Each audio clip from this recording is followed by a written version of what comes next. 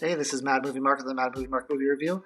Thank you for joining me as I review the 1940 screwball comedy His Girl Friday. Wait, hold on a second. I'm getting a phone call. Let me go and answer this real quick.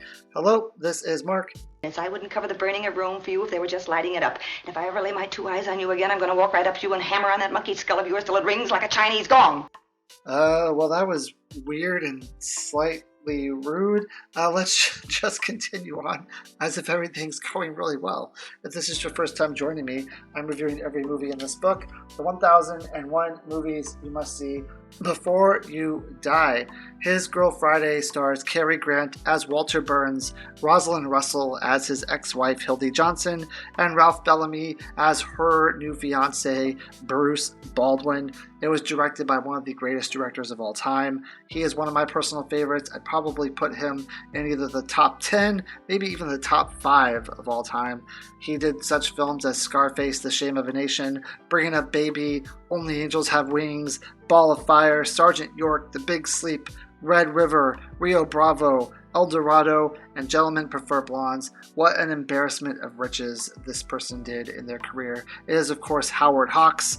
Now, this is a revolutionary use of fast-paced dialogue. Howard Hawks pushed his characters into talking over each other at high speeds. It's one of the first films in history where characters talk over each other instead of the clean one line at a time delivery that was typical of the 1930s, which of course was the decade before this. It has overlapping dialogue, which was incredibly influential for later films. It's often cited as one of the greatest examples of screwball comedies.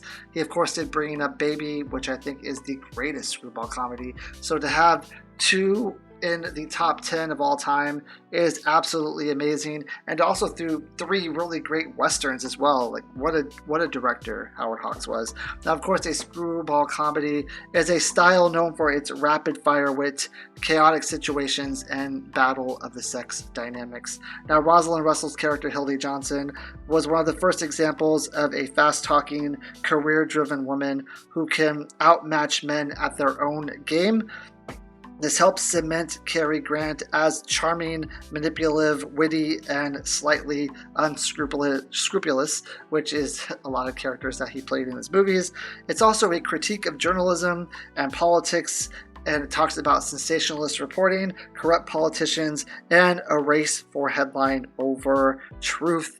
I think if I was to compare this to a more modern day film, I would say it's a lot like Nightcrawler. Now, of course, this is a comedy. Nightcrawler is a drama. They have much different tones, but they're basically talking about the same thing. The press or the media who are after the story, they're after the headline. They want to break the story. They want to be the one on the scene first. They want to be on the one who has the story first. They want that scoop, and they don't care about who they have to walk over. They don't care about who they have to hurt. They don't care about who they're harming. They don't care if all the facts are straight. They don't care about anything besides being the first on the scene and being one to break that story, and that's what this film is about as well. Now, when it opens up, we are introduced to Cary Grant, who is a newspaperman named Walter Burns, and his ex-wife works with him. Her name is Hildy Johnson. Now, this big story has just broke where a guy named Earl, I think it's Wilkins, has allegedly killed a African-American police officer. But Walter thinks that he's being framed, that he's not actually the person who did it, that he didn't commit any crime. So he wants Hildy on the job. Hildy is his best newspaper person. He wants her interviewing Earl. He wants her writing the story. He wants her to do everything. He wants her to get the scoop. He wants her to be on the front lines of this story. Now, she's there with her fiance Bruce because she's trying to let Walter know that she's leaving the newspaper game. She's quitting the newspaper. She wants to go have babies. She wants to have a family. She wants to be a wife. She doesn't want to do this anymore. Now, of course, Walter is not happy with this because he wants the story. He wants the scoop. And he also doesn't want to lose Hildy because deep down inside, he still loves her. He still wants a relationship there. But he also just wants the scoop. He wants the story. So he takes Hildy and Bruce to a restaurant, and he makes Bruce feel really bad about the situation. he says that Earl is going to hang in a public execution, which is going to happen. They plan on executing him, and that they are the people who can stop it, and that they are the ones who can find out the truth. They can write the story. They can let everyone know that this didn't actually happen, and that blood will be on their hands if they don't write the story and they don't figure out what actually happened with Earl. Now, Bruce, being the good guy that he is, he says, look, we can go. We don't have to be married right away. We have time. You can stay, do the interview. You can write the story. It's not a problem. If it's going to save an innocent man's life, then you need to stay and you need to do this story.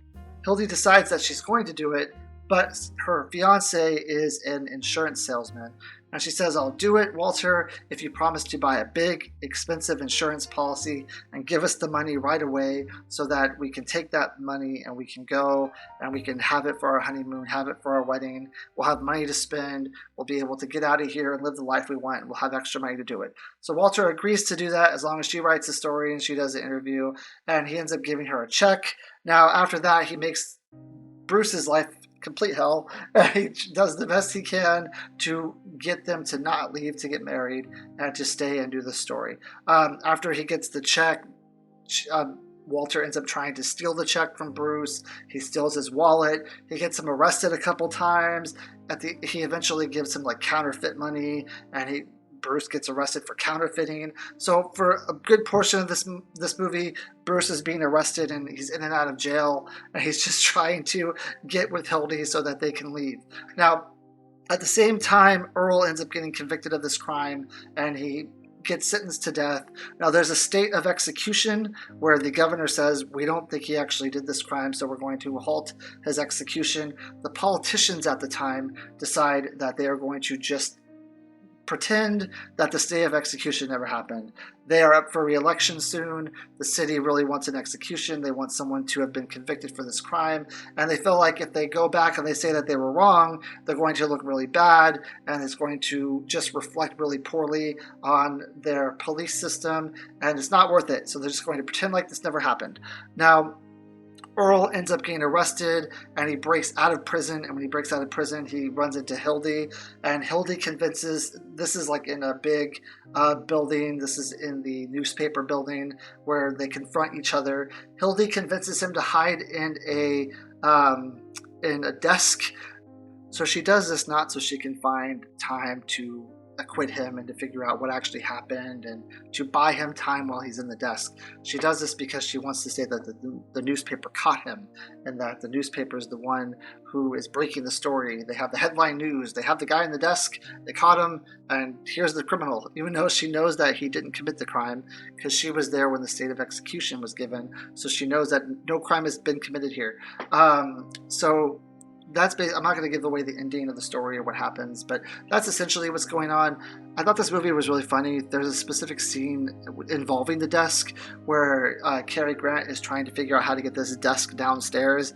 He can't get it out the window because there's like no pulley system, and there's no way to get it out of this large building that they're in.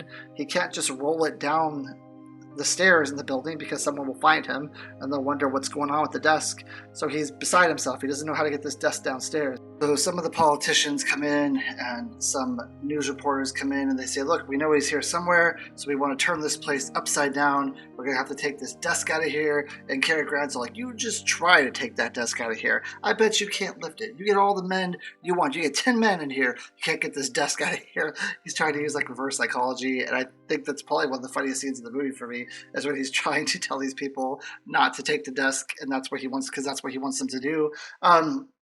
So I'm not going to go into how this movie ends or what the ending is. Let's just say I'll leave it to where they're all in a room at the same time and they're trying to find the criminal. Now, there's also some really other funny dynamics in this film that I really enjoyed. I love Bruce constantly getting arrested for different things, and he plays a similar character in An Awful Truth. I feel like he had a very long career, Ralph Bellamy did. I talked about this when I reviewed An Awful Truth, that he was also in Trading Places, and he was in Pretty Woman, and Pretty Woman was like 80s or 90s, so he had a very, very long career, and very good actor, but I feel like he plays a similar character in this movie that he played in Awful Truth, but he does a really good job with it. He's a very fine character actor in what he's doing here.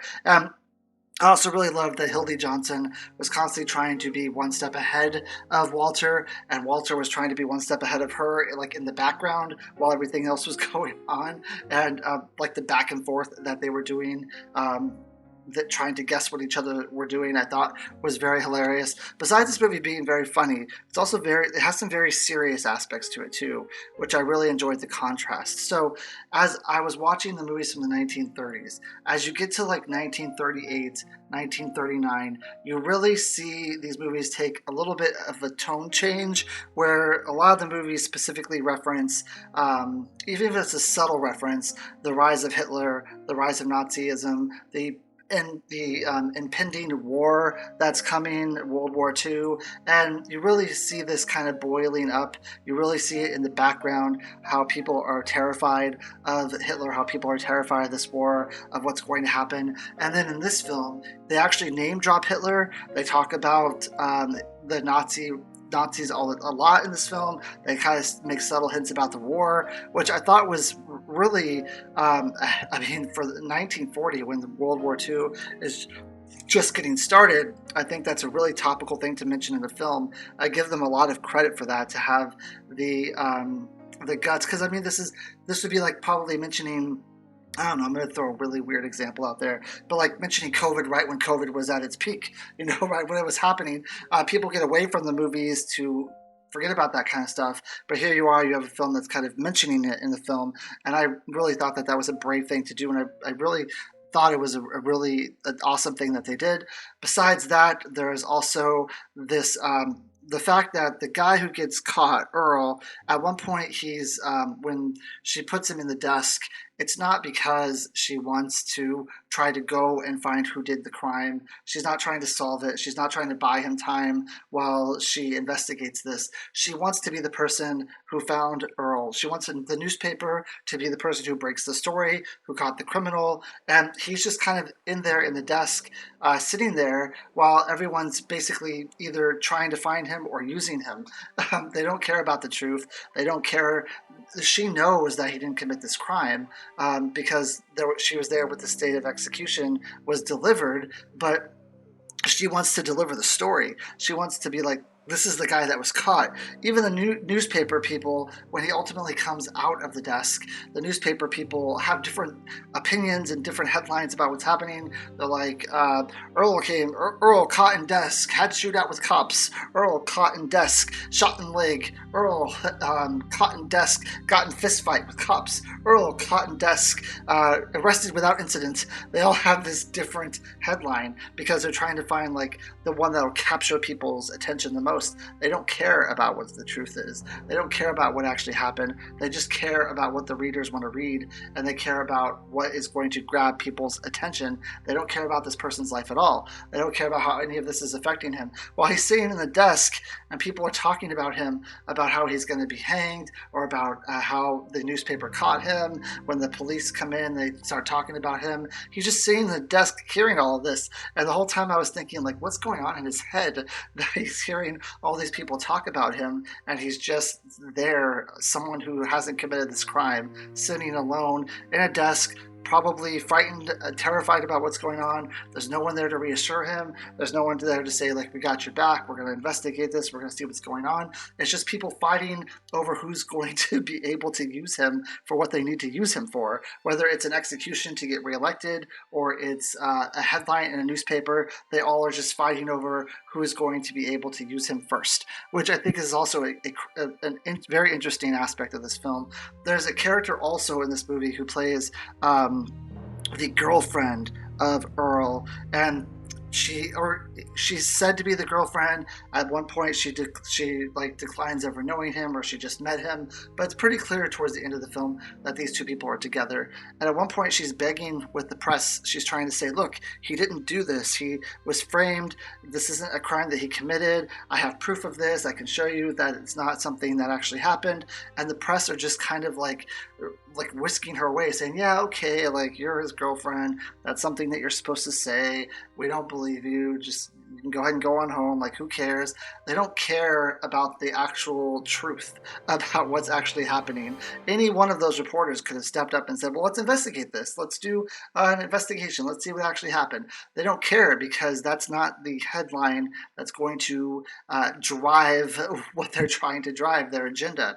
Their agenda is to get this guy murdered, to kill him, to hang him by the neck. That's their agenda. And then at the end of the film, they ask for her help. They ask for her to do something, and she basically says, like, I came to you for help. I came to you trying to tell you that he wasn't what you think he is, and now you're asking me for help. And it basically drives her absolutely insane. She's like an emotional wreck, and she does something at the end of the film that's very drastic. And for me, it came basically out of nowhere, and it is probably going to stick with me forever, this image of what she does and how she does it.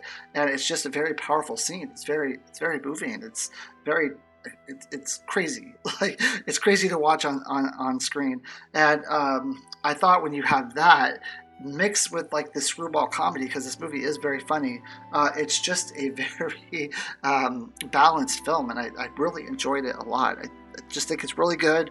Like I said, Cary Grant works very well opposite Rosalind Russell. They have great chemistry together. Ralph Bellamy is also really good. He's just kind of on the side a lot of the times, constantly getting arrested, but he's also really good in this film. I really love the messaging. I really love how they mix the dark and the light, the funny and the serious. Thought they did a really good job of it, and I give this movie a 9 out of 10. I hope you join me next time when I review a movie that probably everyone at least knows something about, and that is Fantasia. Thank you. Have a great day.